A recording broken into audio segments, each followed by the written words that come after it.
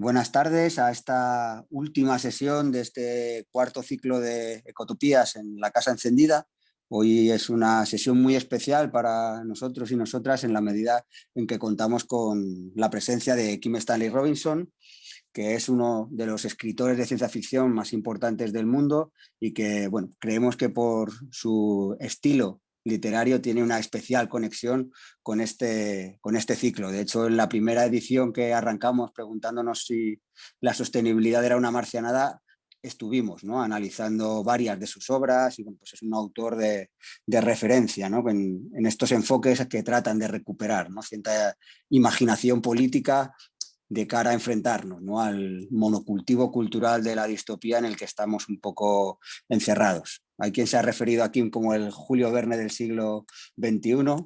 También tendría una mezcla de Alexander Bogdanov, ese autor soviético de una novela de ciencia ficción llamada Estrella Roja, que además era miembro del Partido Comunista Ruso. Bueno, digamos que la relación entre política y ciencia ficción ha sido más estrecha de lo que muchas veces podríamos imaginar.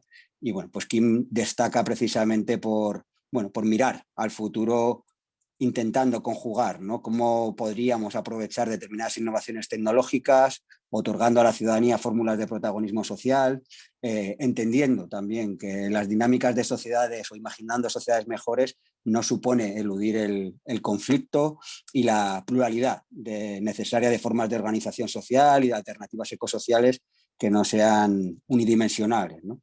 Así que simplemente agradecer a Kim su presencia hoy. La sesión va a durar en torno a 1 hora. En el primer 40 minutos Kim hará una reflexión, una introducción sobre, bueno, las tensiones, ¿no?, entre contexto distópico, por qué recuperar, ¿no?, un impulso utópico reactualizado en estos momentos, y posteriormente habrá unos 20 minutos para vuestras preguntas. Así que las podéis ir mandando por el chat y yo las iré un poco organizando y se las iremos haciendo a Kim. Así que, sin robarle más tiempo, reiterarle el agradecimiento y el privilegio que tenemos de poder compartir este ratito de tarde contigo.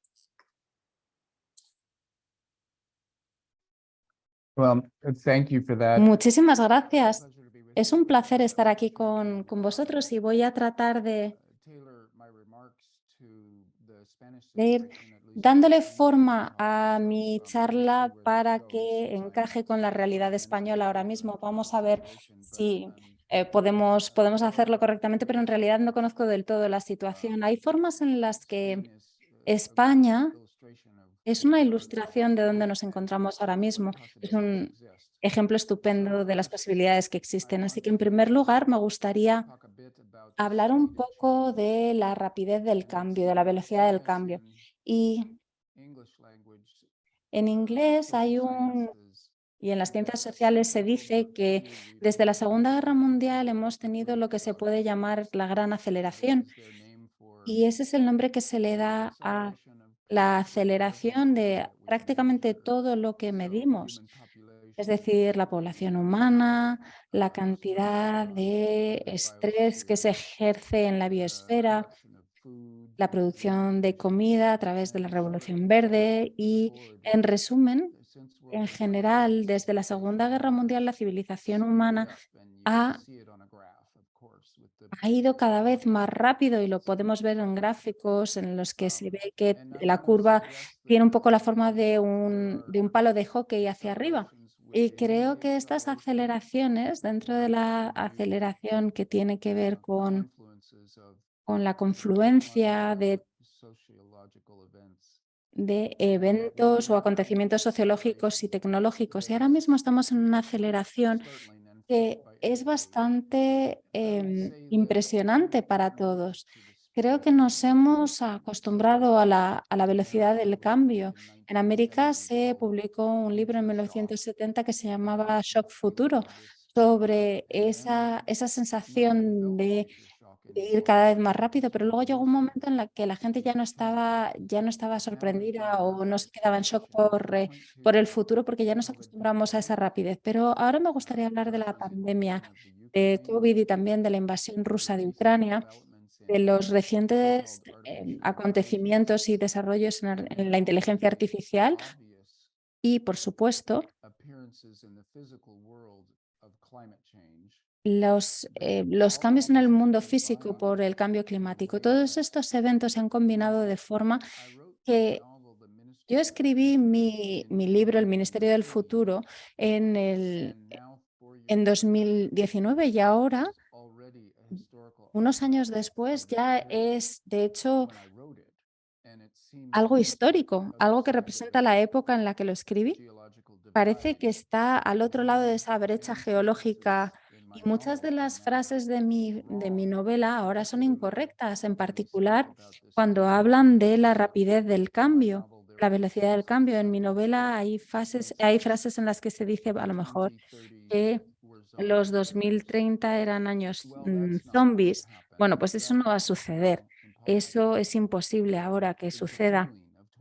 Era una sensación que tenía en 2019 de estar en esa fase de Trump prepandémica en la que nadie reaccionaba lo suficientemente rápido ante la emergencia a la que denominamos cambio climático, que ahora se le llama la policrisis, que me parece que es un término bastante útil en inglés, porque no es una crisis única, sino polifacética. Y estamos ahora en un mundo distinto al mundo en el que nos encontrábamos en 2019.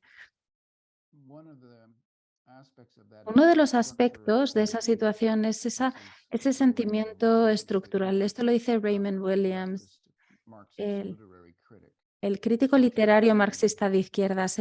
Ese sentimiento estructural ha cambiado desde 2019 y tengo la sensación ahora, tras mis visitas por el mundo entero, de que hay como miedo a todo lo que tiene que ver con el clima, que las cosas están empezando a ir tan rápido que no podemos gestionarlas. Y a lo mejor merece la pena, aunque puede parecer algo extraño que se le pueda decir a un público español, pero esa sensación de que en el 2030, de que en 1930 parecía que íbamos hacia la guerra, bueno, pues fue el momento en el que empezó la guerra civil española y fue cuando los nazis empezaban a llegar al poder en Alemania y veíamos que estábamos dirigiéndonos inexorablemente hacia el desastre que llegó a finales de los años 30. Esta analogía histórica es sugerente, pero no es correcta para nuestro momento, este momento vital, porque estamos todos en el mismo barco, en el sentido planetario.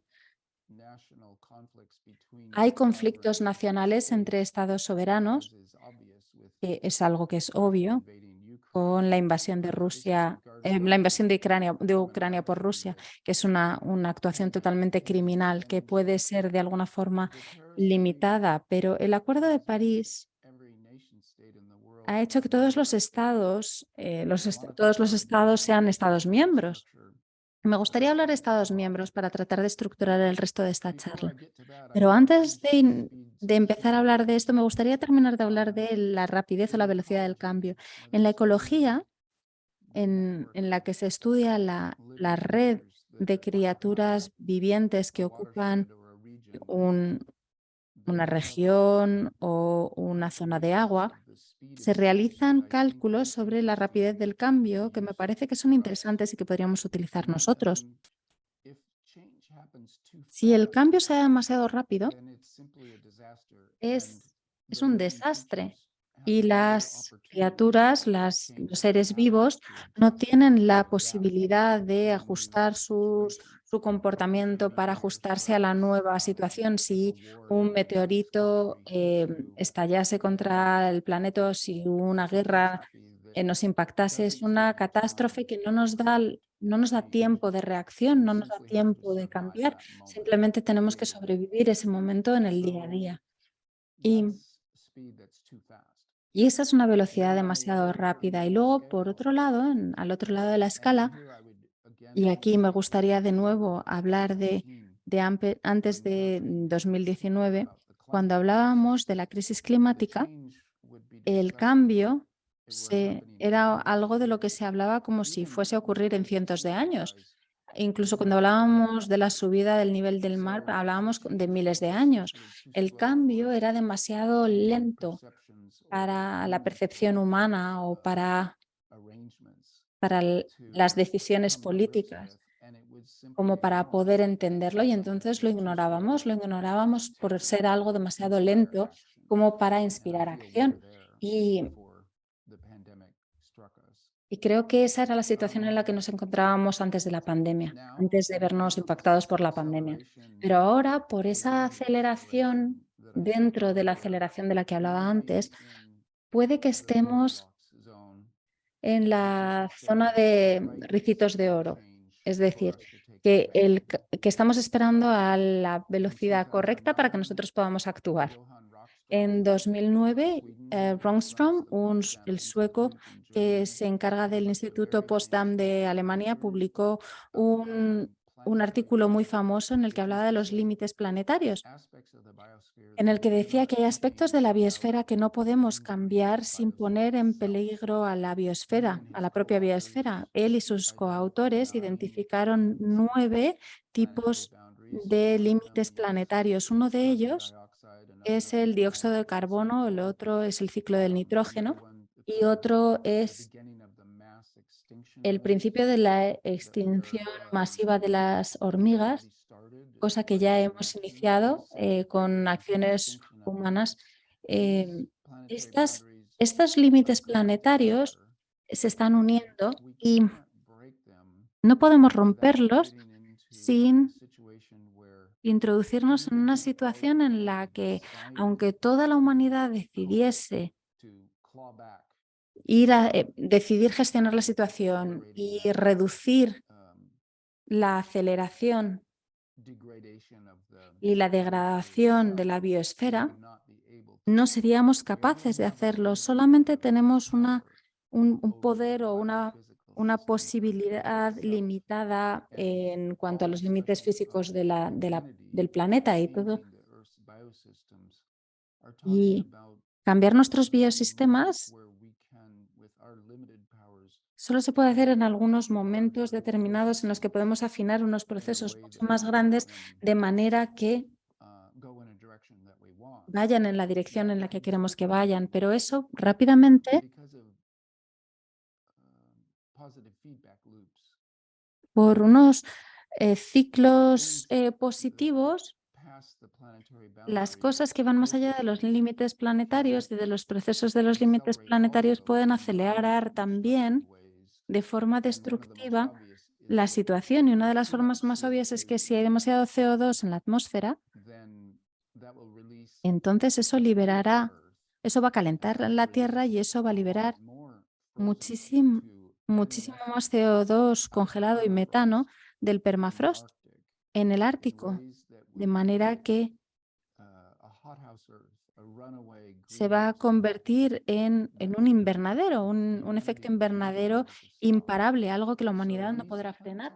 Entonces, estos límites planetarios no son algo negociable, no son algo que sea como las compensaciones y compromisos tradicionales a los que llega la humanidad para tratar de controlar la situación. No son decisiones políticas.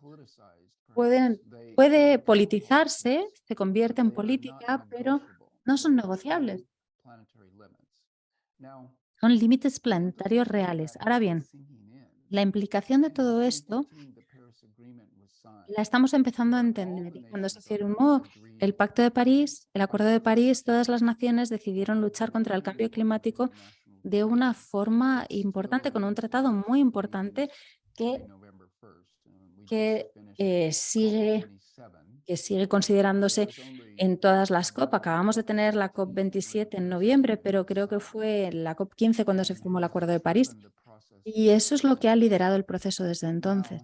Ahora bien, el año pasado, en Montreal, en una reunión gestionada por los chinos, de hecho tenía que haberse dado en China, pero problemas con el COVID lo impidieron. Hicieron primero que no se pudiera realizar, que no se pudiese dar la reunión durante un año y luego finalmente se hizo en Canadá, donde los canadienses y los chinos lo hicieron juntos.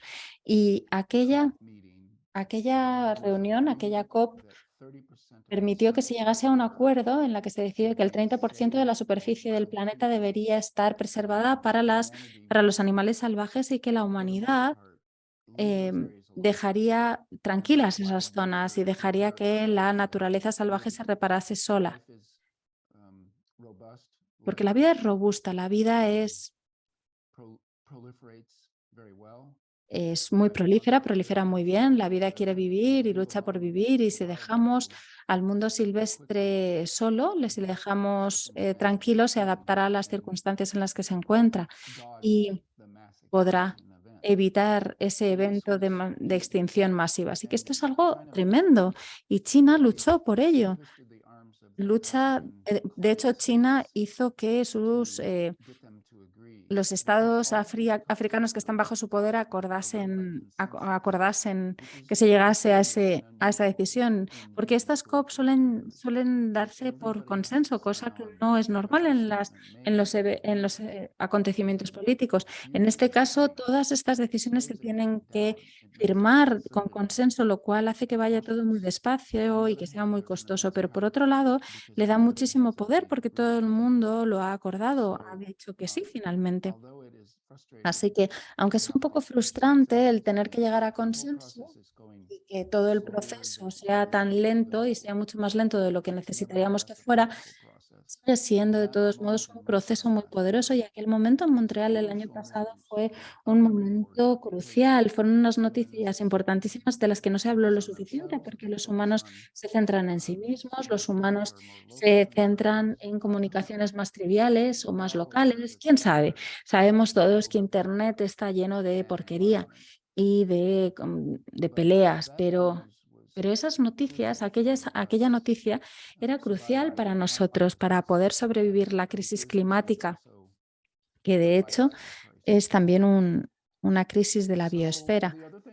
Así que otra de las cosas que ha pasado este año, de hecho en febrero, fue un tratado casi idéntico que nos había costado 10 años firmar, y no es el Acuerdo de París, ni siquiera el Congreso de los Partidos, sino que tiene que ver con los océanos. Y aquí, de nuevo, es un acuerdo firmado por todas las naciones. Y creo que esto significa que casi todos los estados del mundo acordaron que el 30% de las superficies de los océanos tiene que quedar fuera del control o fuera de la ocupación humana, y la verdad es que España no ha reaccionado bien en cuanto a, por ejemplo, lo que se pesca, pero España firmó este acuerdo, y el 30% de los océanos es una región enorme de agua, donde la vida oceánica va a poder recuperarse de la sobrepesca humana. Ahora bien, la química seguirá estando influenciada por las actividades humanas, el pH del océano y otros factores como la contaminación, pero el 30% lo dejaremos tranquilo, y eso no, aunque no es una cura total, sí que es una gran ayuda. Y es otra noticia importante de la que no se ha hablado lo suficiente. El mensaje lo está empezando a estudiar el mundo científico, y eso significa también que el mundo diplomático lo tiene en cuenta, y todo el mundo tecnocrático y las personas que trabajan por los estados, por las naciones, estados, para que ejerzan su poder estatal. Se han dado todos cuenta de que estos límites planetarios no son negociables, que son peligrosos, que presentan un peligro existencial sobre el que hay que actuar, y por lo tanto estamos viendo cosas que en 2019 me habrían parecido una utopía o ciencia ficción, y que me habrían parecido imposibles. Habría pensado que no podríamos escribirlo porque eso no ocurriría nunca, y ahora, 4 años después, ya han sucedido. Así que es una muy buena noticia, y es sorprendente, y requiere una explicación que no puedo proporcionar, me temo, pero creo que la sensación general es que los científicos han conseguido explicar que los límites planetarios son reales, no son negociables, que estamos cargándonoslos, que estamos en el proceso de destruirlos y que si los destruimos, la civilización podría colapsar. Y por lo tanto será un mundo en el que estaremos todos luchando los unos contra los otros. No sería extinción para los seres humanos, pero sí que sería una ruptura de la organización social.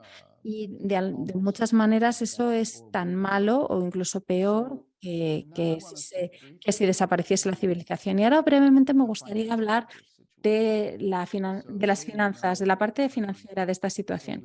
Digamos que conocemos nuestro peligro, digamos que sabemos lo que tenemos que hacer. Seguimos, sin embargo, viviendo en un sistema global al que no le importa, que recompensa las malas acciones. Por lo tanto, tenemos métricas eh, como los beneficios, la rentabilidad, que se traducen en una medición de cuánto daño se ha hecho a las personas, a sus vidas,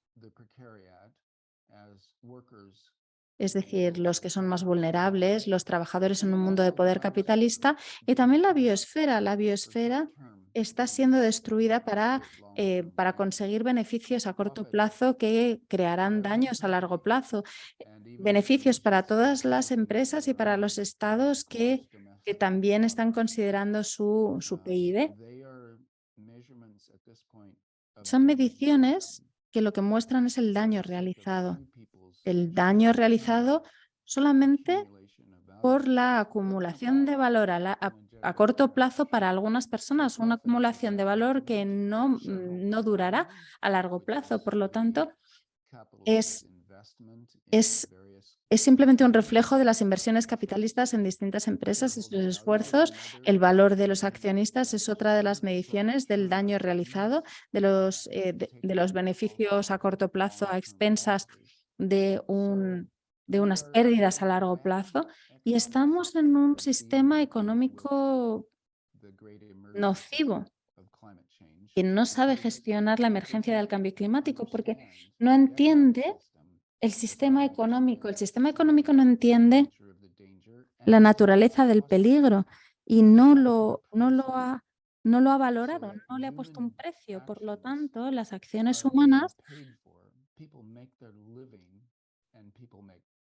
la gente gana dinero y obtiene beneficios, aumentan su capital, haciéndole daño a la biosfera en vez de reparando a la biosfera.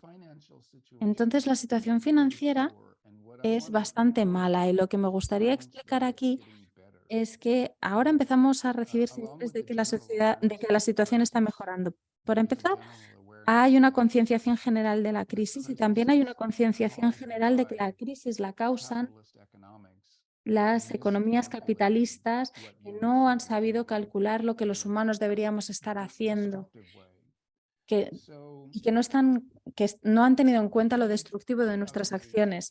Y en 2008, cuando hubo una recesión mundial,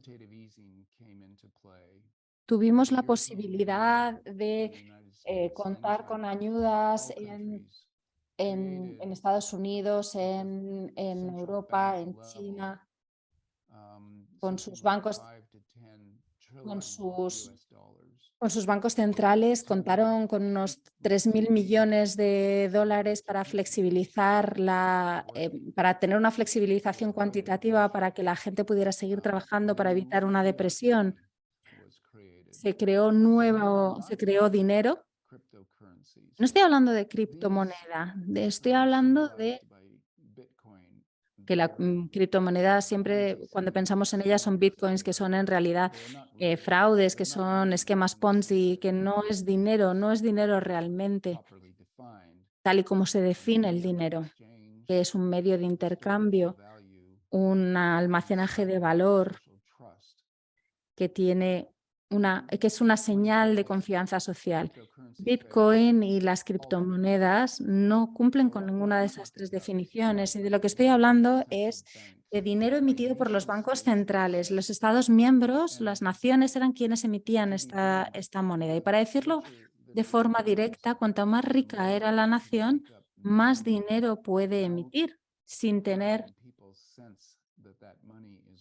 un impacto negativo en la gente que piensa que ese dinero ya no es real. Es decir, que para Estados Unidos, para Europa y para China, con su renminbi, con su dólar y con su euros, podían seguir emitiendo sin que eso afectase a la confianza de la gente hacia esas divisas. Pero cuando la pandemia del COVID nos impactó, otros 20.000 millones de dólares fueron creados por los bancos centrales para evitar una depresión instantánea que se habría dado por el hecho de que la gente se tuvo que quedar en casa para luchar contra la pandemia. Esos momentos de flexibilización cuantitativa no destruyeron la confianza de las personas en el dinero.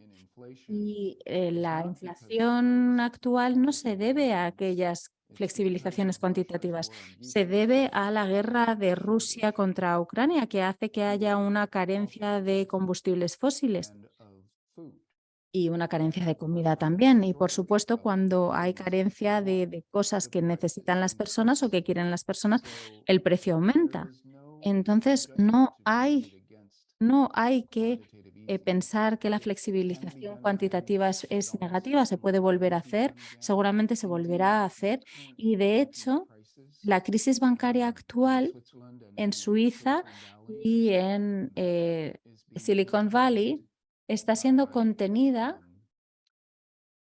o limitada por las improvisaciones a niveles financieros, improvisaciones que requieren la creación de más dinero para cubrir algunas carencias causadas por unas malas inversiones o malas decisiones. Así que estamos ahora en un nuevo mundo financiero en el que los bancos centrales han formado una organización que se llama la Red para Reverdecer el Sistema Financiero. Lo podéis buscar online. Han publicado un artículo blanco, un white paper, en el que hablan de reverdecer el dinero desde la fuente. Es como el Carbon Coin en el Ministerio del Futuro, pero mucho más elaborado.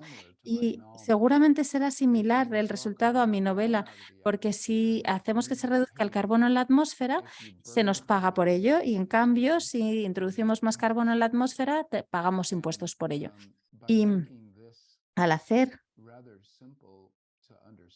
que esto sea sencillo de entender para realizar ajustes financieros, podemos empezar a pagar a la gente para que haga el trabajo correcto para evitar ese acontecimiento de extinción masiva. Así que en Estados Unidos y también el gobierno de Biden con su ley del clima, que se llama la Ley de Reducción de la Inflación por motivos políticos, pero que en realidad es una ley del clima, ha sido la ley más importante jamás firmada y de hecho empieza a introducir de nuevo política industrial en la política nacional. Esto es una buena señal de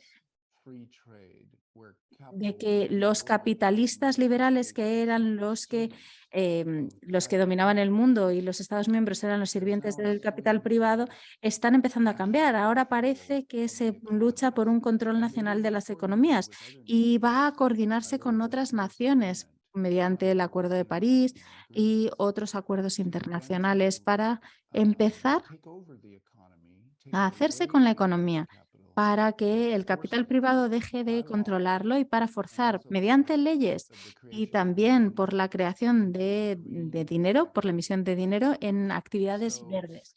Así que podemos empezar a ver que esto sucede y estamos empezando a ver que la Unión Europea, como respuesta a esta ley estadounidense, la Unión Europea ha tenido también que responder con más gasto en euros para trabajo positivo para el medio ambiente. Y estamos ahora llegando a una situación en la que, a pesar de que hay muchísima resistencia eh, por parte de aquellos sectores que tienen intereses y porque algunas fuentes de capital privado no entienden la situación y también por los estados petrolíferos y las industrias de combustibles fósiles, que son todos los que se resisten a este movimiento. Pero hay una sensación en general de que existen peligros existenciales y, por lo tanto, el movimiento creo que logrará mantener esta inercia, porque esta inercia la veo un poco en todas partes, este ímpetu, la idea de resolver los problemas medioambientales haciendo que los estados trabajen juntos.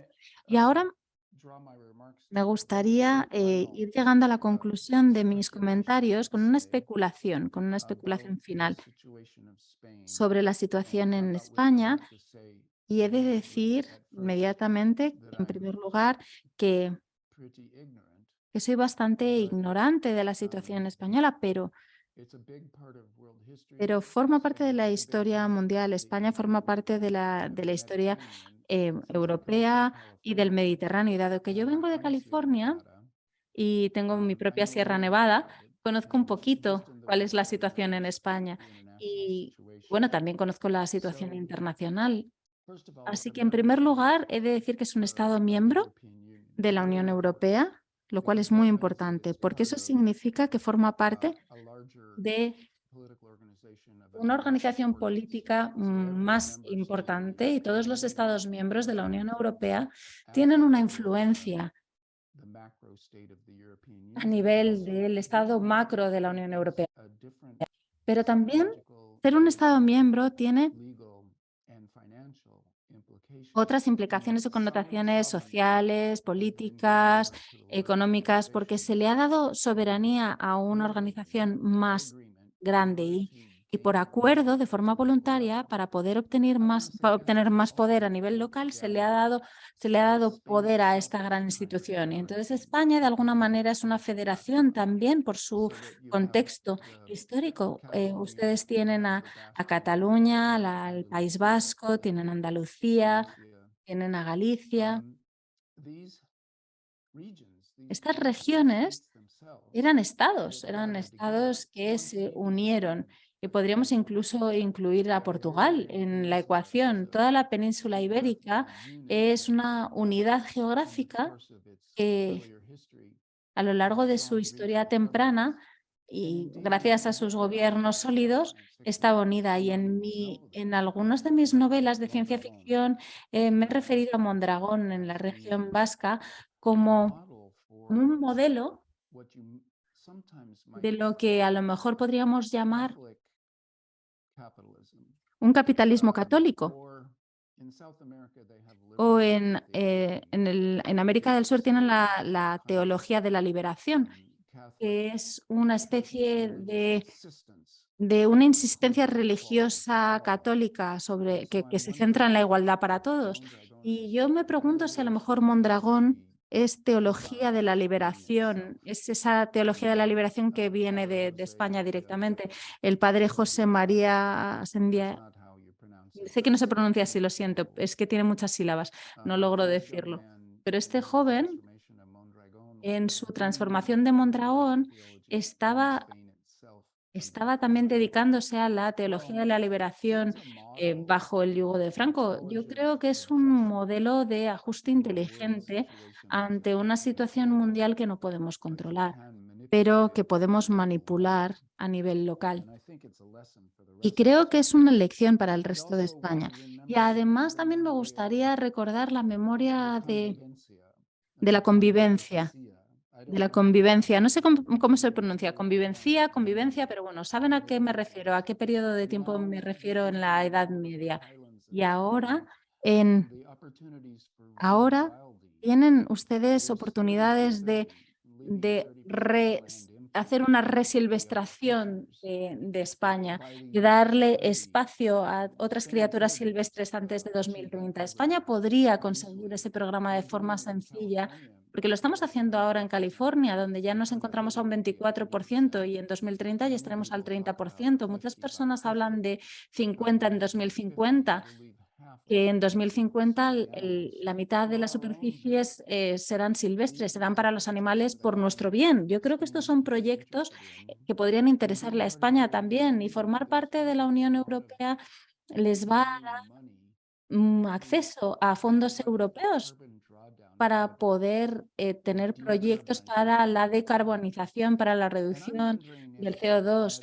Y yo me pregunto si la cuenca mediterránea no debería quizás ser una red de países del sur de Europa, del norte de África, incluyendo a Malta, las Baleares.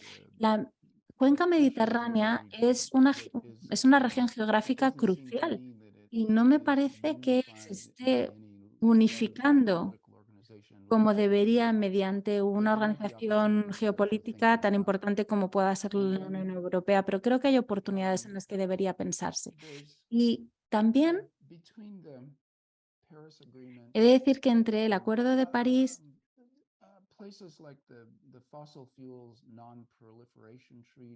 y los tratados de no proliferación del combustible fósil, se está habiendo un esfuerzo para hacer que las naciones firmen para prometer que no va a haber una proliferación de los combustibles fósiles y si firman obtendrán compensación de los bancos centrales unidos del mundo para poder pagar esos proyectos de descarbonización para tratar de alejarnos de estas fuentes lo más rápido posible. Y yo creo que esto es algo que podría beneficiar a España. Creo que teniendo en cuenta el clima maravilloso que hay en España, tienen oportunidades y porque también hay muchas necesidades de trabajar para poder establecer programas de empleo, de pleno empleo dirigido hacia la descarbonización. Así que me da la sensación de que hay oportunidades locales. Hay oportunidades locales en España y en la federación que España representa.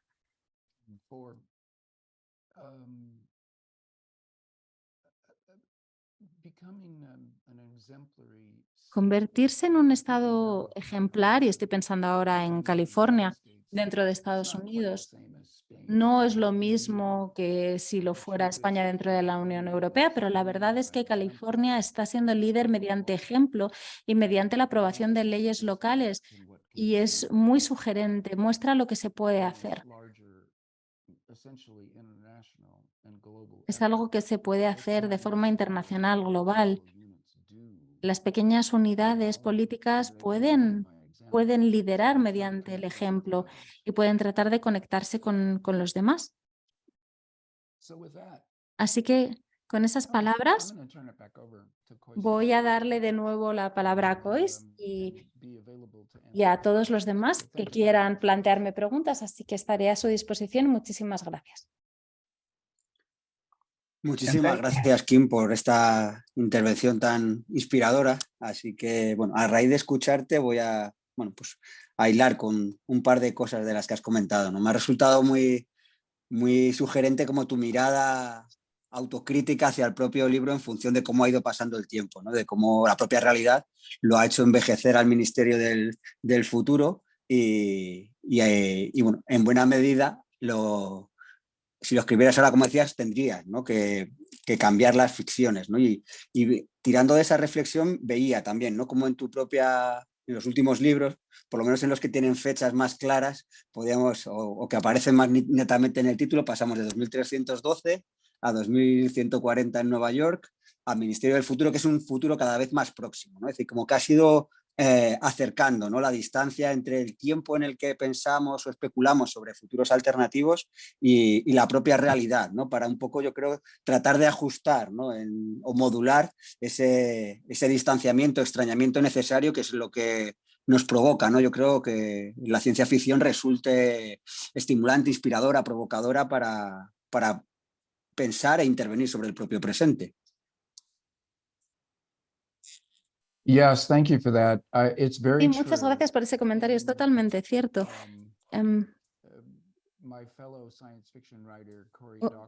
Cory Doctorow, que también escribe ciencia ficción, comparó mis últimas novelas a un ejercicio con, con,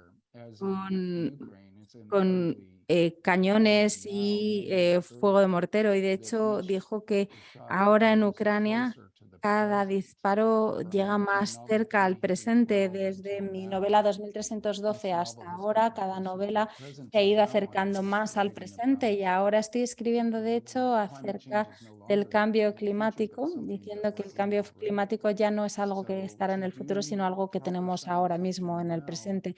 Y para hacer ciencia ficción ahora, la verdad es que ya estamos en una novela de ciencia ficción y estamos escribiéndola todos juntos. El futuro ya ha explotado en el presente y ahora está decidiendo cómo va a ser el desarrollo del presente. Lo que hagamos ahora va a determinar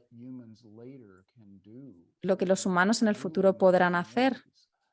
Lo va a determinar, lo va a establecer de una forma muy clara y creo que se podría todavía escribir un libro que sucede dentro de 100 años o dentro de 200 años, pero sería demasiado especulativo porque podría ser cualquier cosa, desde una catástrofe horrible a una a una edad de oro utópica, depende de lo que hagamos ahora. Entonces yo creo que la historia más interesante es la historia que se está desarrollando ahora. Incluso las historias de ciencia ficción más interesantes son las que están sucediendo ahora. Bueno, mientras ya han llegado alguna pregunta al chat, mientras van llegando algunas más, te lanzo otra reflexión, ¿no? Al calor de tu intervención. Has estado hablando sobre la necesidad de tener o de realizar las cuentas de otra manera, ¿no? De incorporar otros criterios y otros indicadores económicos que no sean los meramente monetarios, ¿no? Y que es en buena medida lo que se estaba realizando, ¿no? En este proceso de ecologización mínima, ¿no? Del sistema financiero que planteabas. Y a la par también, bueno, pues quizás necesitaríamos también otra forma de contar, ¿no? Y ahí enlazo, bueno, pues con cómo también lo que esta relación, ¿no? Quizás también en lo político cada vez hay una mayor penetración de las reflexiones sobre el futuro, ¿no? Y pensaba en cómo Suiza tiene un ministerio del futuro, ¿no? Para precisamente reflexionar sobre algunas cuestiones que quieren sacar del debate polarizado, de introducir el pensamiento a largo plazo y de generar consensos mínimos, ¿no? A nivel de sociedad. Macron generó el equipo rojo, que era un grupo de escritores de ciencia ficción que asesoraban al gobierno en cuestiones de seguridad nacional, ¿no? Y que es otro elemento que históricamente algunos escritores de ciencia ficción han tenido estas colaboraciones, ¿no? O en el Reino Unido pues está el defensor de las nuevas generaciones. O sea, como que empezamos a institucionalizar una preocupación por el futuro que, bueno, pues que empieza a ser operativa políticamente en el presente, ¿no? O sea, sería una de las reflexiones, ¿no? Que también se me venían a la cabeza escuchándote. Y luego la siguiente tendría que ver con la apelación que has hecho, ¿no? A lo que se estaba haciendo ahora en California, a lo que se podría hacer en España, ¿no? Y el papel de la importancia que tienen, ¿no? Las acciones ejemplarizantes, ¿no? Tú comentabas el caso de Mondragón, que es, bueno, como un recurrente en distintas novelas, aparece con mayor o menor centralidad, pero es un elemento, ¿no? Que yo creo que comentabas, ¿no? Su raíz católica y sobre todo su dimensión cooperativa, ¿no? De cómo, bueno, puede servir como un espejo en el que todos los proyectos de economía social pues tengan que inspirarse, incluso también, bueno, pues para criticar, ¿no? Algunos de los aspectos o derivas que ha tenido el propio modelo de Mondragón, pero que es innegablemente pues una construcción social enormemente potente e inspiradora, ¿no? Y esto lo quería llevar, quizás no sé si conoces en España el papel del movimiento municipalista, ¿no? Que creo que quizás sí que sea como uno de los aportes en los últimos años más importantes, especialmente en Barcelona, el movimiento de transformación, ¿no? A escala municipal y bueno, pues el papel un poco que han jugado, que están jugando las ciudades, ¿no? En este proceso, ¿no? De construir utopías reales, ¿no? Que es como también Ori Colin Wright analizaba al propio Mondragón, ¿no? Y con esto la siguiente pregunta última que tenía yo preparada, ya entramos a las del público, sería, bueno, pues el pensamiento utópico históricamente había tenido, ¿no? Venía de los relatos inspiraban más a las acciones, ¿no? Tenían una relación, pues, tratar de reproducir en el mundo real planteamientos que se habían hecho en libros que en muchos casos eran ficciones y en otros pues no, ¿no? Y quizás ahora estamos en un momento en el que tenemos pues, muchas acciones pequeñas, sobre todo a pequeña escala, que podrían ser como pequeñas semillas de utopía, y adolecemos de muchos relatos. Nos falta quizás más relatos. Yo creo que ahí, no sé si compartes o si ves que hay ahora mismo un pequeño emerger o cierta efervescencia en la necesidad de construir nuevas utopías reactualizadas a nuestra realidad presente, ¿no?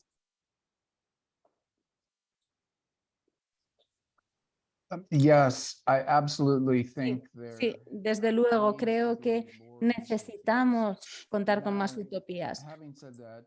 Habiendo dicho esto, esto es un poco como un carpintero diciendo que hacen falta más clavos. Yo he sido un escritor de ciencia ficción y de utopías toda mi vida y siempre me he sentido muy solo. A ver, tenía a mi gran maestra Ursula K. Le Guin, tenía a mi amigo Ian Banks y había gente como Cory Doctorow que escribían historias sobre personas creando o ofreciendo soluciones. Entonces, no es tan utópico en el sentido de un sistema total que funciona mejor, sino que eran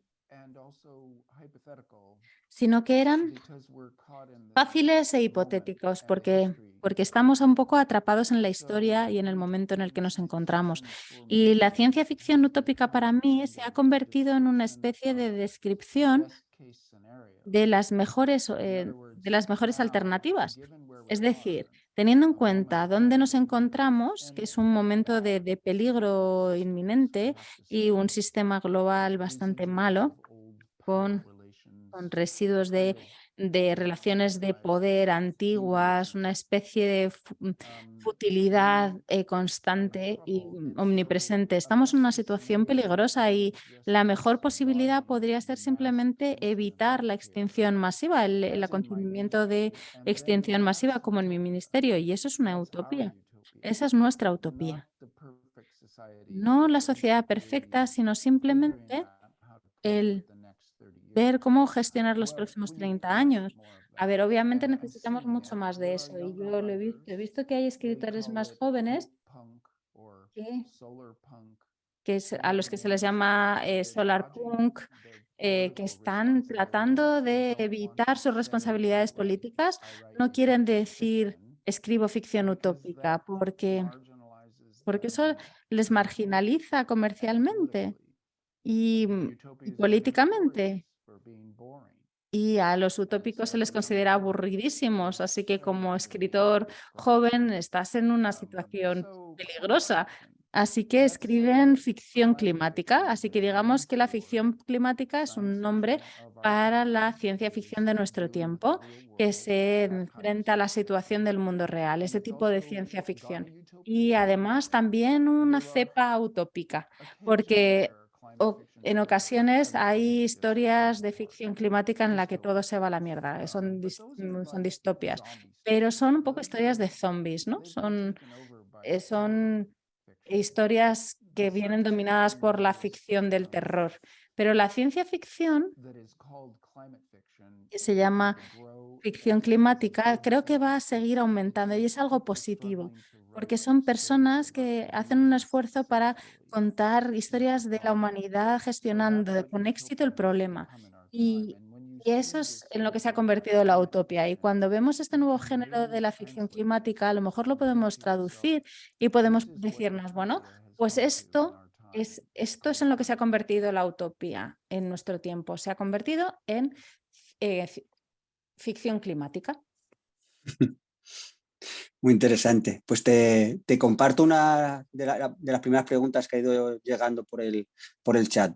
Plantean que en tu intervención no has hecho referencia al papel del activismo, ¿no? Y bueno, pues preguntan que cómo ves el ecoactivismo, si lo consideras como un actor clave y bueno, pues dónde ves que estén pasando o cómo ves los procesos, ¿no?, de radicalización de algunos movimientos ecologistas juveniles y, bueno, pues pensando, imagino que es en clave Extinction Rebellion o movimientos que, bueno, pues como que están desarrollando también un proceso de desafío, de incorporar la desobediencia civil de forma muy activa. Yes. Thank you for that. Sí, muchas gracias por esa pregunta excelente. La verdad es que es muy importante.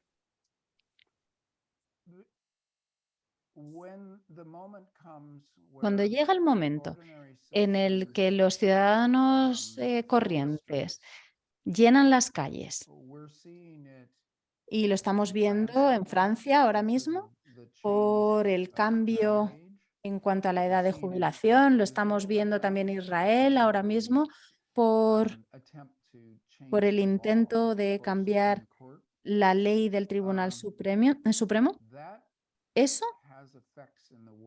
tiene un impacto en el mundo, porque todo el mundo lo ve. Esa es una frase de los años 60. El mundo entero nos está mirando.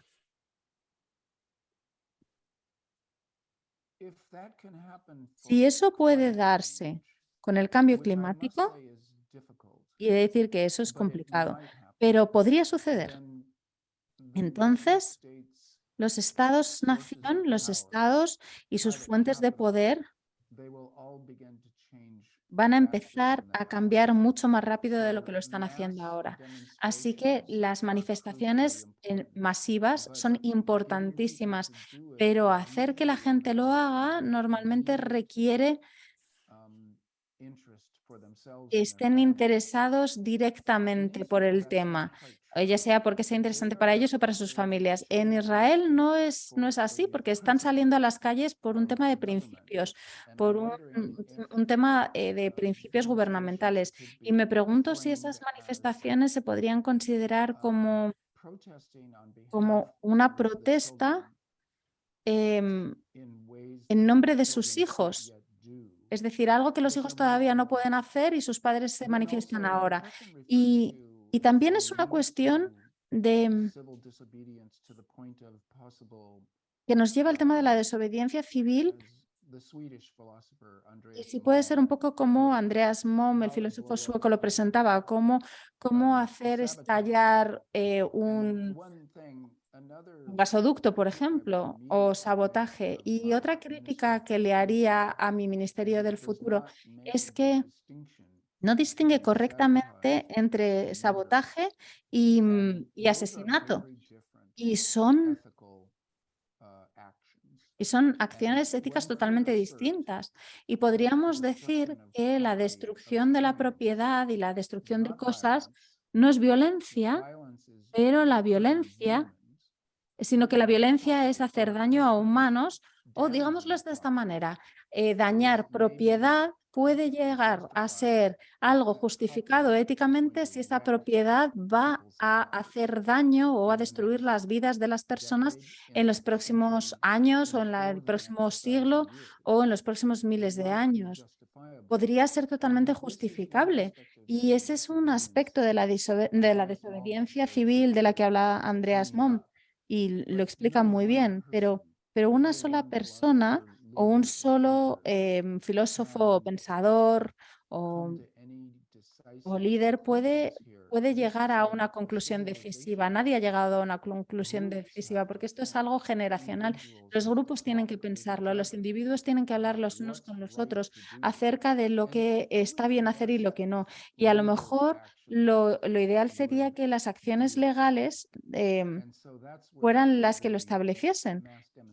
Y ahí es donde las manifestaciones masivas son tan importantes y las huelgas generales, las huelgas específicas son, yo creo, el mejor instrumento para el cambio, el mejor instrumento para el cambio que contravenir las leyes.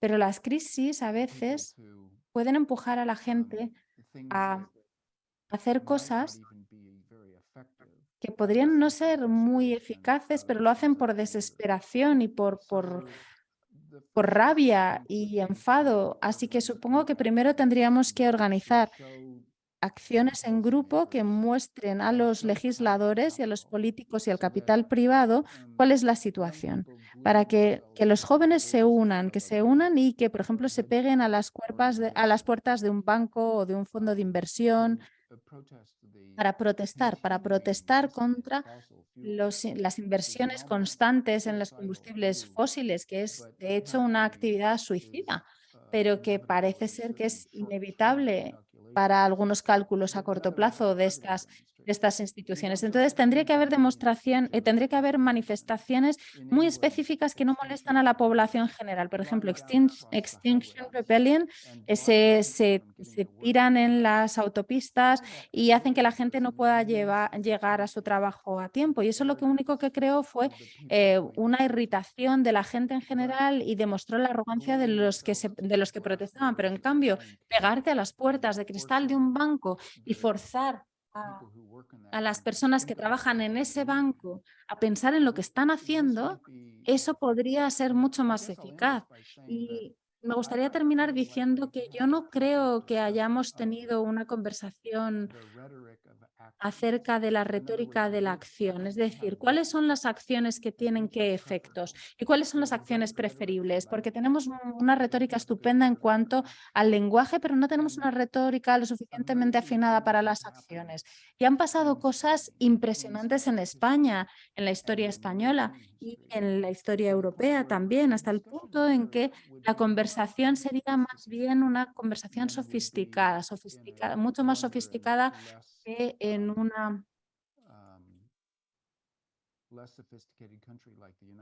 país más joven y menos sofisticado como pueda ser los Estados Unidos.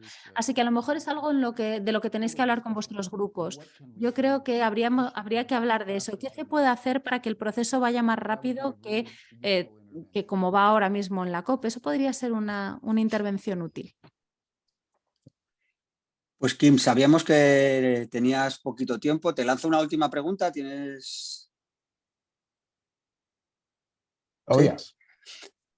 Bueno, pues vale, pues ahí voy a intentar combinar dos y ya si hay alguna más luego la recogemos y te las mandamos por correo y vemos si que Kim se había ofrecido a contestarlas y os las podríamos devolver por mail, pero bueno, tenía un tiempo limitado para la videollamada.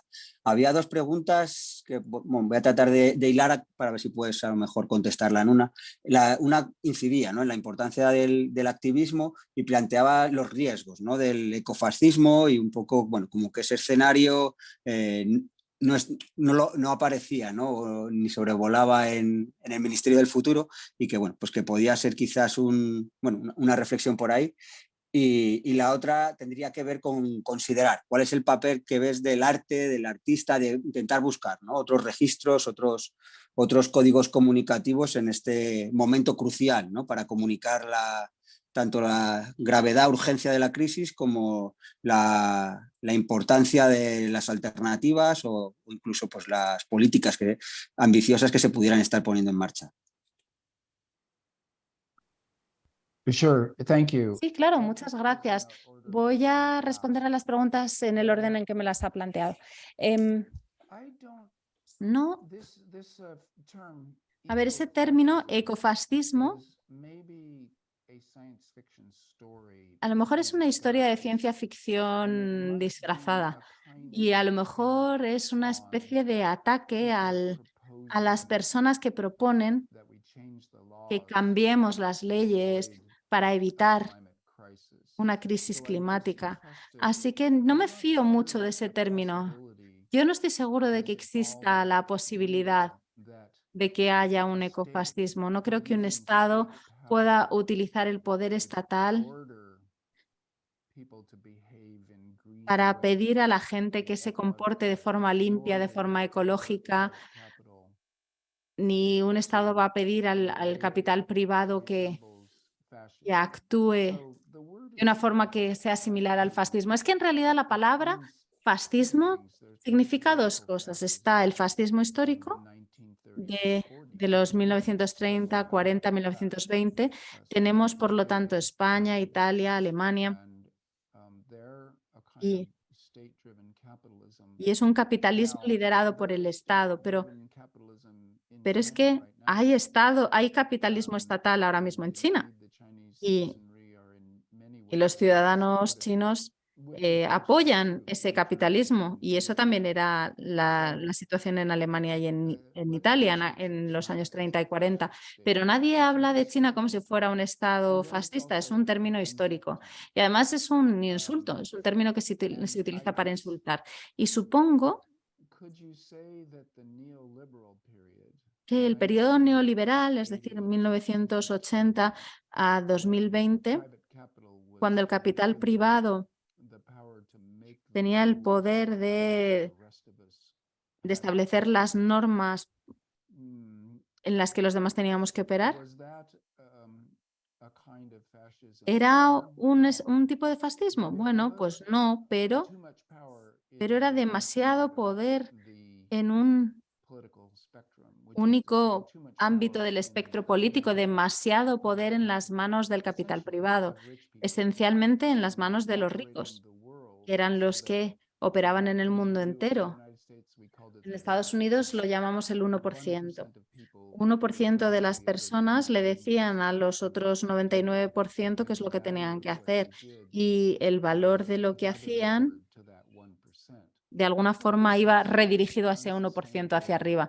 Y eso es algo insostenible y bastante horrible, pero era la forma en la que hemos vivido durante 40 años. Ahora eso se está cayendo a pedazos y lo que va a seguir es algo en lo que todavía no estamos. El antiguo sistema se está cayendo, pero el nuevo sistema todavía no ha sido inventado. ¿Podríamos esperar que sea un ecosocialismo o que sea una democracia social ecológica? Hay distintos nombres para ese nuevo sistema que todavía no ha sido inventado, pero eso es lo que yo esperaría, claro. Y yo diría que todo esto es Gramsci. A ver, ¿qué es lo que se convierte en hegemónico? El teórico italiano Gramsci habría dicho que el sistema viejo está derrumbándose, el nuevo no ha nacido todavía, y entre reinos tenemos que pensar en qué es lo que puede darse en el futuro desde un punto de vista práctico y legal y esperar que podamos inventar ese nuevo sistema a tiempo. En esa conversación, en ese debate, no me preocupa el ecofascismo, ni siquiera lo entiendo como término, y la verdad es que no me gusta que la gente utilice ese insulto para referirse a estados que tienen como prioridad la ecología. Pero bueno, dejemos eso porque esto es esa piscina tan profunda en la que todos tratamos de nadar. En cuanto a los artistas y el arte, pues yo pienso que la literatura es arte, así que yo formo parte de todo esto. Así que, por favor, creo que tenemos que traer las noticias, y las artes visuales tienen muchísimas ventajas también porque son inmediatas, te pegan una bofetada en la cara, y también el cine, pero también el paisajismo. En un país como España hay una tradición artística muy rica. Yo creo que es un cliché, pero me parece que es importante. Yo pensaría en Goya como artista. Es ser testigo de tu tiempo y ser testigo de manera que la gente no pueda negar lo que sucede y seguir haciéndolo de forma obsesiva, de forma maníaca, diría, tratando de hacer que la gente vea realmente lo que pasa, como si les intentaras meter la daga en el ojo constantemente, una daga de verdad en el ojo. Eso es lo que puede hacer el arte. Y tenéis una tradición riquísima en España, y además tenéis unos paisajes inmensos en España que pueden utilizarse, tenéis los espacios para hacerlo. Yo he oído leer de los pueblos, estoy oyendo que la gente se va a las grandes ciudades y a la costa, y que los pequeños pueblos se están quedando sin gente, los viejos se mueren, los jóvenes se van, pero esos son también obras de arte, no son opciones, oportunidades de colectivo artístico. No tiene por qué ser simplemente un fracaso, también pueden ser oportunidades, no lo sé. La verdad es que no lo sé. Yo he pasado solamente 3 días en Barcelona, eso es todo el tiempo que he pasado yo en España, es toda mi experiencia española, así que me interesa muchísimo Sevilla, Málaga, las Baleares, el noroeste de España, pero nunca he estado, así que es todo muy hipotético. Y tan solo puedo terminar diciendo en general que las artes son importantes, que nos presentan las noticias de una forma mucho más importante que las ciencias, las estadísticas, los gráficos. Son una especie de aguja que nos meten en el globo ocular, es una bofetada en la nariz, Y eso es lo que trato de hacer yo y es lo que he estado intentando durante algún tiempo. Y con esas palabras creo que puedo terminar. Perfecto. Pues muchas gracias, Kim, por meternos esas dagas en los ojos. En el caso de tu literatura, que decías que a veces la literatura utópica es aburrida, son dagas como la de los trucos de los ilusionistas, de las que no hacen daño, al revés, que son placenteras y se disfrutan mucho. Simplemente despedirte, bueno, invitándote a, si vuelves a España, a pasarte por Madrid, que seguro que en la Casa Encendida podríamos hacer algún evento presencial, y así de paso hacemos también porque llegues a Mondragón en ese viaje. Tiene que pasar también por el País Vasco y conocer in situ esa realidad. Well, thank you. Thank you, everybody. Muchísimas gracias, muchas gracias a todos. Ha sido un placer y espero poderles ver a todos en persona en algún momento. Mi mujer y yo tenemos ardientes deseos de viajar y Europa siempre está como prioridad en nuestra lista. Así que voy a mantener los deditos cruzados para que nos vaya a todos bien y al mundo entero. Muchas gracias. Muchas gracias a ti, Kim. Yeah. All right. Bye bye. Hasta luego, gracias.